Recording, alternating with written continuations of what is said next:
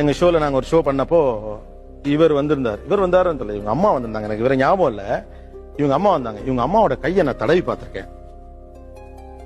அதை நீங்க ஃபீல் பண்ணாதான் தெரியும் எவ்வளவு வலி. நினைச்சு கூட பார்க்க முடியும். ஒரு கல் உடைக்கிற அம்மா தன் வாழ்க்கை முழுக்க நம்பிக்கையை மட்டும்தான் மிச்சம் வச்சிருக்காங்க. நத்திங், ஒண்ணு இல்ல. இன்னைக்கு அவங்க 2 பேரும் வீட்டுல சந்தோஷமா இருக்காங்க. இவனுக்கும் சேர்த்து நம்ம கவலைப்படுறோமாங்கிறது மட்டும்தான் இந்த நீயா நானா வைக்கிற ஒரே கேள்வி. அவ்வளவுதான்.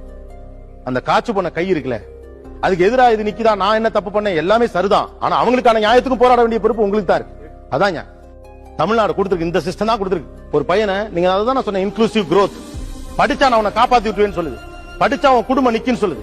இவன் வெறும் படிப்பு இவன் ஜெயிச்சது மட்டும் கிடையாது. பெரம்பலூர்ல கல்லு உடைக்கிற கிராமத்தை ஒரு வீட்டுல இருந்து வந்த இந்த பையன் ஜெயிச்சது, அந்த ஊரே ஜெயிச்சது. இப்ப அவன மாதிரி 10 பேர் ரெடி ஆகும்.